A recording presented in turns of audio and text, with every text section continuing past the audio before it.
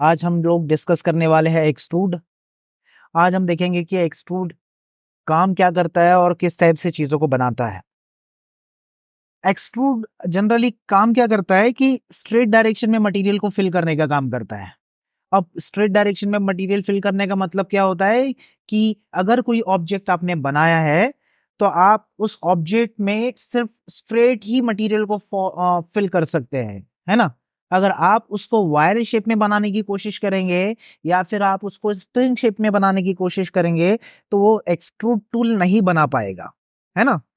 तो अगर आप उसको एक्सट्रूड करना चाहते हो किसी भी ऑब्जेक्ट को, तो आपका ऑब्जेक्ट जो रहेगा वो स्ट्रेट ही मटेरियल को फिलअप कर पाएगा या फिर स्ट्रेट ही वो एक्सट्रूड हो पाएगा। अब ध्यान दीजिए ऑब्जेक्ट आपका कैसा बनेगा।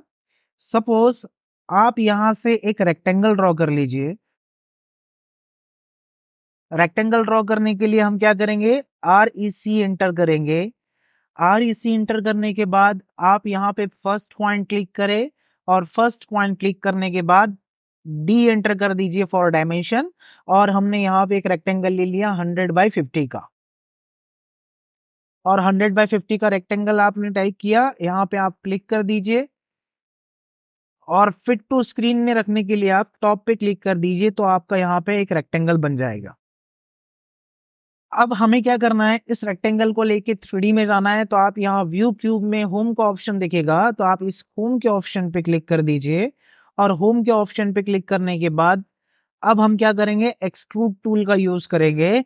और एक्सट्रूड टूल के लिए हम क्या करेंगे, यहाँ से एक्सट्रूड पे जाके क्लिक करेंगे और एक्सट्रूड पे जाके क्लिक करने के बाद आपका टूल एक्टिवेट हो गया है। और टूल एक्टिवेट होने के बाद यहाँ एक ऑप्शन मिलेगा सेलेक्ट ऑब्जेक्ट टू एक्सट्रूड। तो हमने हमारे पास जो ऑब्जेक्ट बना हुआ है आप उस ऑब्जेक्ट को सेलेक्ट कर लीजिए और इसको सेलेक्ट करने के बाद एंटर कर दीजिए। और एंटर करने के बाद आप इसकी हाइट को डिसाइड कर लेंगे। सपोज मैंने टाइप कर दिया 60, एंटर। तो 60 की इसकी क्या हो जाएगी, हाइट हो जाएगी। अब हमने लास्ट टाइम भी डिस्कस किया था कि विजुअल स्टाइल क्या होता है, तो हमें इसमें विजुअल किस विजुअल स्टाइल में हमें इसे देखना है तो आप यहाँ से डिसाइड कर सकते हैं। जैसे अभी हमारे पास जो दिया हुआ है वो 2D वायरफ्रेम दिया हुआ है, तो हम इसको क्या करेंगे, कंसेप्चुअल में देखेंगे। तो ये देखिए ये कुछ इस टाइप से स्ट्रेट डायरेक्शन में एक्सट्रूड हो चुका है ना।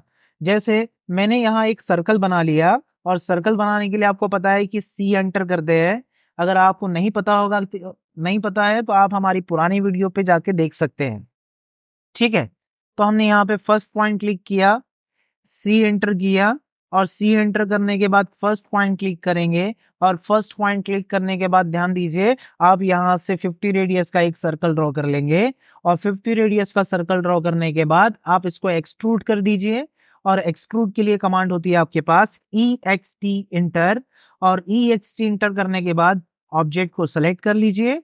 सेलेक्ट करने के बाद एंटर कर दीजिए और एंटर करने के बाद आप यहाँ इसकी हाइट प्रोवाइड कर दीजिए। सपोज हमने ले लिया 100, ठीक है। तो आपके पास क्या आ जाएगा, एक एक्सट्रूड वाला पोर्शन भी आ जाएगा।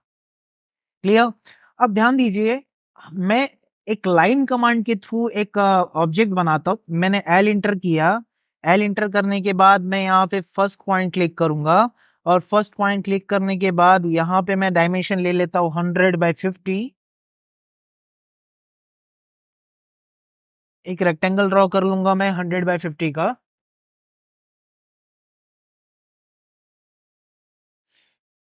और एक रेक्टेंगल ड्रॉ करने के बाद इस रेक्टेंगल को आप 3D में लेके जाइए और 3D में जाने के बाद इस रेक्टेंगल को आप एक्सट्रूड कर लीजिए। तो एक्सट्रूड करने के लिए आपको पता है कि कमांड क्या होती है, ई एक्स टी इंटर।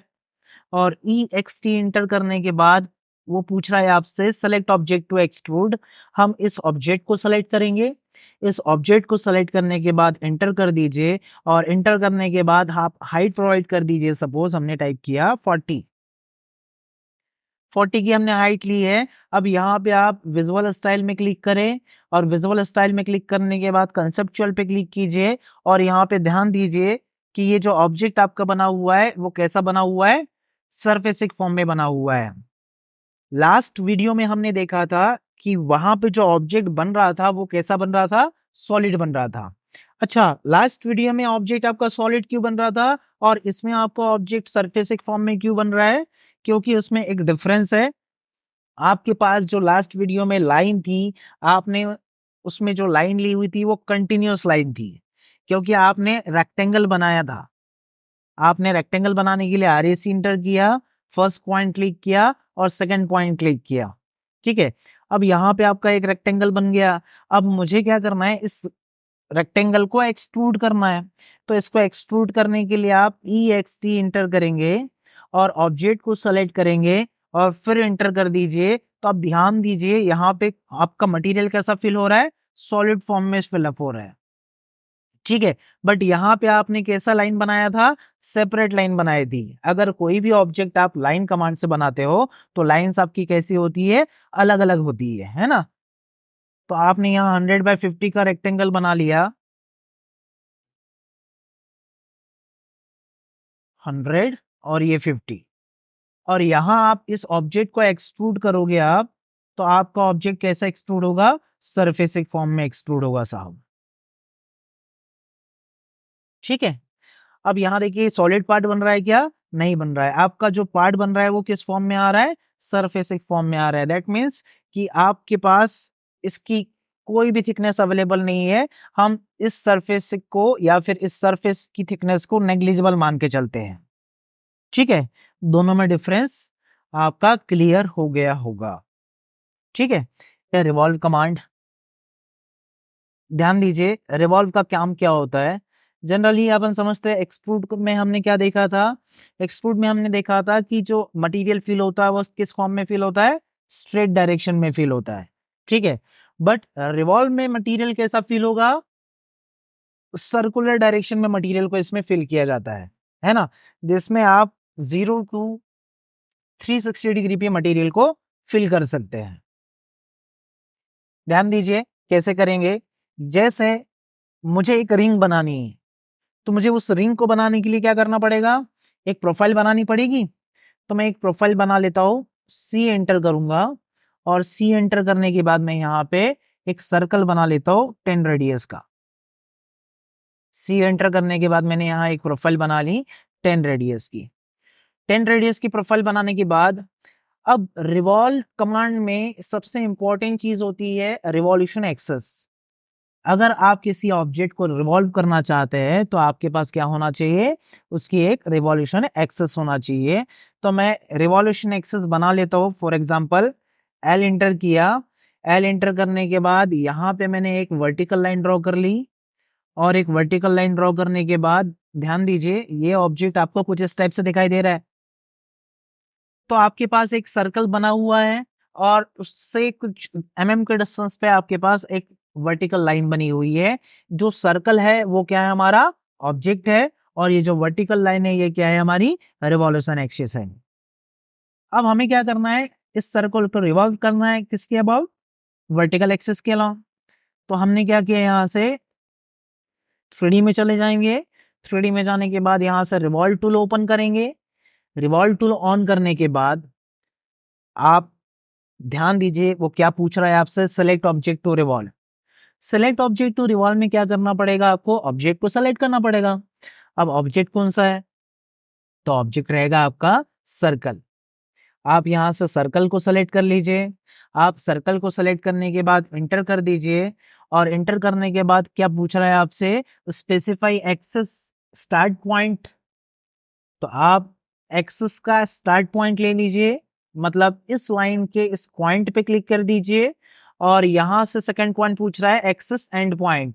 तो इस लाइन का एंड पॉइंट कौन सा हो जाएगा, ये वाला हो जाएगा। तो आपने क्या किया, इस एंड पॉइंट पे क्लिक कर दिया, और एंड पॉइंट पे क्लिक करने के बाद वो पूछ रहा है आपसे स्पेसिफाई एंगल ऑफ रिवॉल्यूशन। आपके ऊपर डिपेंड करता है कि आपको ये जो रिंग है वो कैसी बनानी है, 360 डिग्री के एंगल पे बनानी है, 180 डिग्री के एंगल पे बनानी है, 120 डिग्री के एंगल पे बनानी है, आपको 90 के एंगल पे बनानी है। डिपेंड करता है आप पे कि आप इसको किस एंगल पे रखना चाहते हैं। मैं इस एक्सिस को 360 डिग्री के एंगल पे रखना चाहता हूं, तो मैं यहां से 360 टाइप करूंगा। 360 इंटर कर देने के बाद देखिए ये वाला पोर्शन मुझे कुछ इस टाइप से दिखाई देगा। ठीक है, आप यहाँ पे जाइए लेयर्स एंड व्यू में, और यहाँ पे जाने के बाद विजुअल स्टाइल पे क्लिक कर दीजिए और विजुअल स्टाइल पे क्लिक करने के बाद कंसेप्चुअल पे क्लिक कर दीजिए।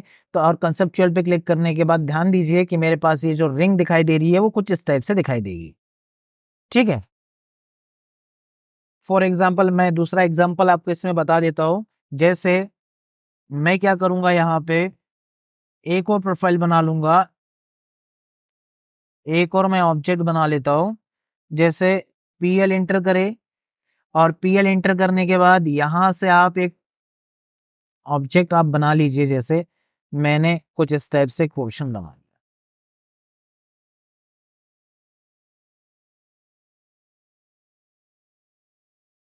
यहाँ से इस लाइन को ट्रैक कर दीजिए।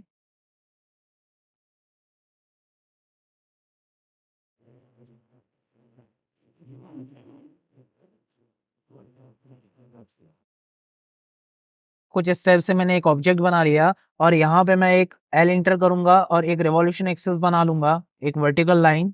और एक वर्टिकल लाइन बनाने के बाद मैं इसको 3D में ले जाऊंगा और 3D में जाने के बाद इसको क्या करेंगे, आप रिवॉल्व करेंगे। रिवॉल्व करने के लिए आप REV इंटर करेंगे, ऑब्जेक्ट को सेलेक्ट करेंगे, एंटर कर दीजिए और उसके बाद इस पॉइंट पे क्लिक करेंगे और इस वाले पॉइंट पे क्लिक करेंगे और 360 डिग्री का एंगल ले लीजिए। तो आपके पास जो ऑब्जेक्ट बनने वाला है वो कुछ इस टाइप से बनेगा। अब ध्यान दीजिए, अब ध्यान दीजिए